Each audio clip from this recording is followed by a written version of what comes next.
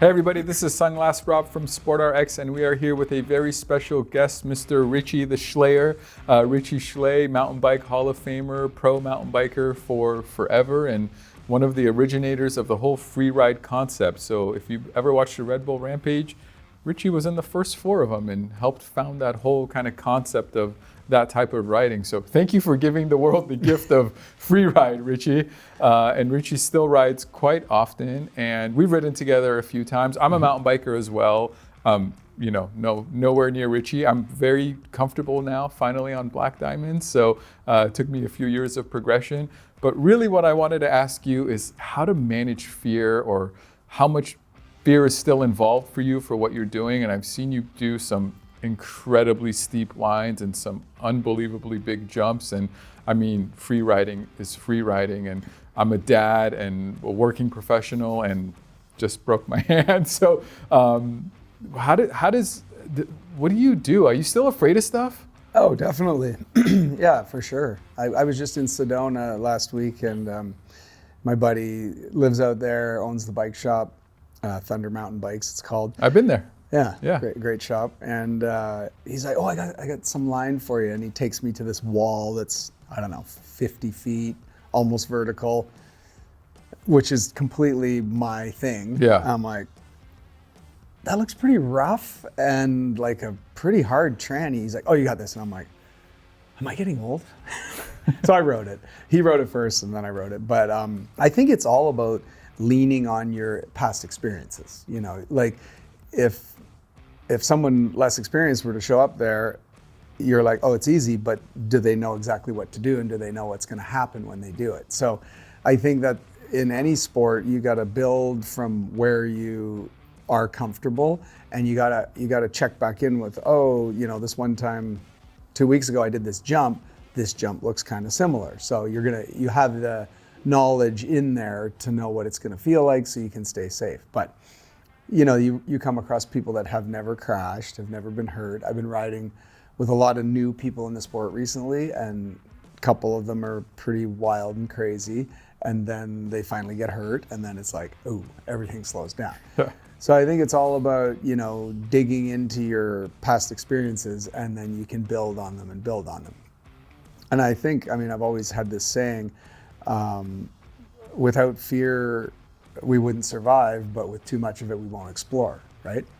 So you got to kind of figure out where you are on that spectrum and take your chances accordingly, because you don't want to get hurt, but do you want to stay at the same level forever? So I think, you know, slowly moving forward and riding with people that you're confident in what they're doing, especially if they're showing you something. Yeah. And hopefully they have the knowledge of your riding ability to say, I don't know if this is a good one for you to try, or I think you got this, just think about it. You got to have good friends. Yeah. Yeah, I actually have a really good buddy, Chris, that you've met before. He's got a YouTube channel, MTB Trail Review, one of my favorite YouTube channels. A little plug there for you, Chris.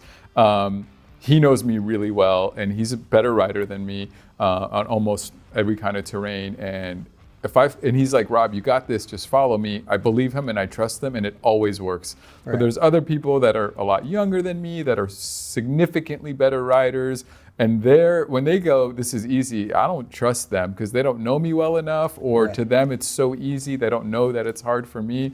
But back on that fear progression thing, I think part of what we love as mountain bikers and kind of adventure seekers is it's almost like not fun unless it's a little bit scary. So you're always pushing a little bit more. I usually ride below my skill level. So if like my skill level's here, I'll ride here.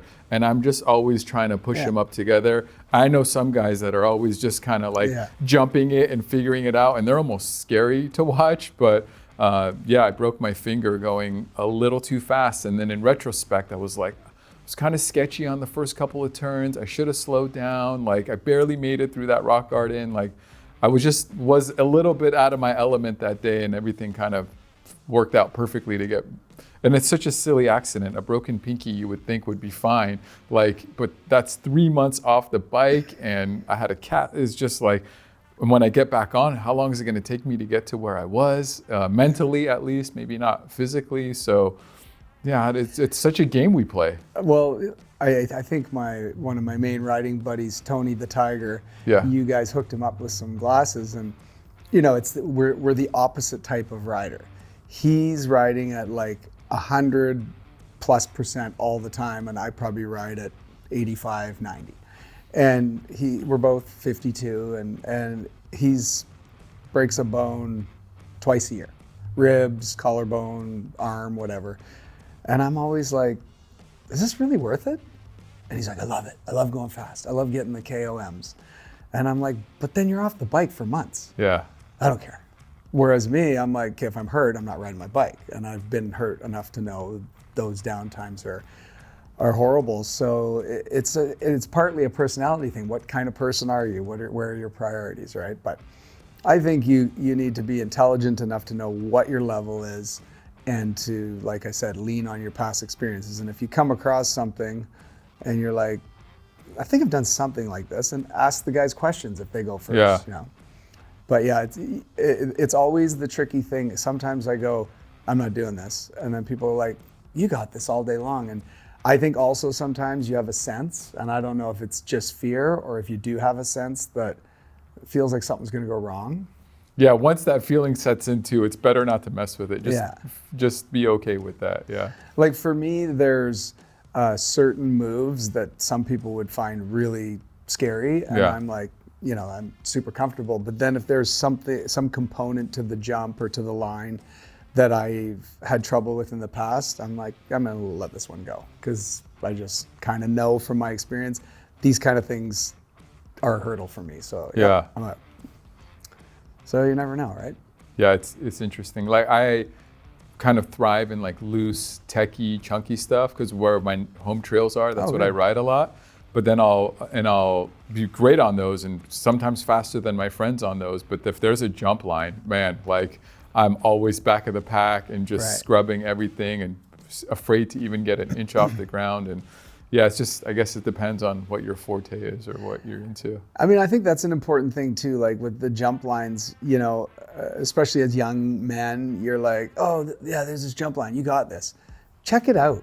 I mean, I've had friends pass away, get seriously injured. Like when there's blind gap jumps, just have a look at it. I mean, put your ego aside, because you want to live to ride another day, right? Yeah, I mean, for sure, the ego aside. So, well, I think we could probably talk about being afraid on a mountain bike all day long. Yeah, probably. Hopefully you found this a little bit interesting or entertaining or helpful. If you did, we'd love a thumbs up. And please put a comment down there if you're dealing with any injuries right now. I've been just trying to hike as much as I can and try not to get depressed, and maybe just clean my bikes and visit my bikes in the garage as much as I can. So if you have any tips on how to stay sane when you have to take a few months off the bike, let us know.